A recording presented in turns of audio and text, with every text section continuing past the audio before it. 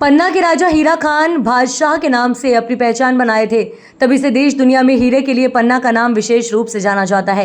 पन्ना में अधिकतर James quality का हीरा अपनी खूबियों के लिए प्रसिद्ध है। पन्ना के लगभग 50 किलोमीटर लंबाई क्षेत्र में हीरा निकलता है और हीरा विभाग का कार्यालय भी पन्ना में है। हीरों की नीलामी भी यही की जाती है, लेकिन हीरा तराशने का काम मुंबई, गुजरात, सूरत, अहमदाबाद, इंदौर एवं अन्य शहरों में होता रहा।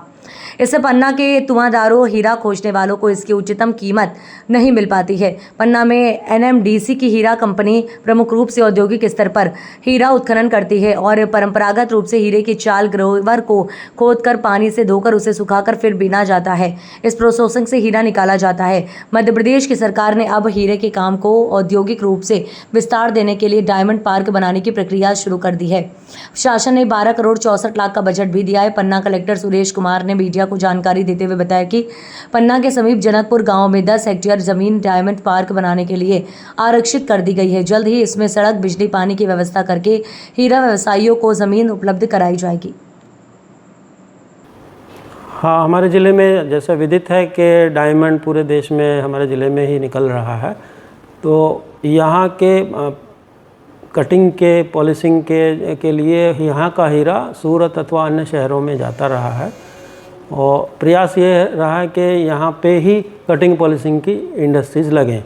तो उसके लिए एक पास में ही जनकपुर में 10 हेक्टेयर के करीब ज़मीन हमने आइडेंटिफाई की थी विगत वर्ष, और उस पे एलयूएन के माध्यम से और एमएसएमई डिपार्टमेंट के माध्यम से डायमंड इंडस्ट्रियल पार्क डेवलप करने के लिए प्रयास किए हैं और फाइनली वो अभी सैंक्शन भी हो गया है। 1264 लाख का लगभग उसमें इंफ्रास्ट्रक्चर का काम सैंक्शन हो गया है। एलयूएन वालों से, मेरे अधिकारियों से बात हुई है और कहा है मैंने कि जल्दी से जल्दी टेंडर लगा के और वो काम भी शुरू करें। उसके पश्चात प्लॉट आवंटन की कार्रवाई होगी। जो इच्छुक यहाँ के इंडस्ट्रियलिस्ट हैं इस काम में आगे आने वाले, उनसे भी चर्चा, हमारी मीटिंग हुई थी, तो वो लोग प्लॉट आवंटन करा के अपनी इंडस्ट्री एस्टेब्लिश करेंगे, तो निश्चित ही क्षेत्र को लाभ मिलने वाला है। रोजगार के अवसर भी बहुत बनेंगे, जो यहाँ के स्थानीय कारीगर भी हैं और जो इस व्यापार से जुड़े लोग हैं। निश्चित ही जो यहाँ के हीरा के से जुड़े जिस भी प्रकार के कारीगर हैं, कारोबारी हैं, उन सभी को इन फ्यूचर लाभ मिलने वाला है।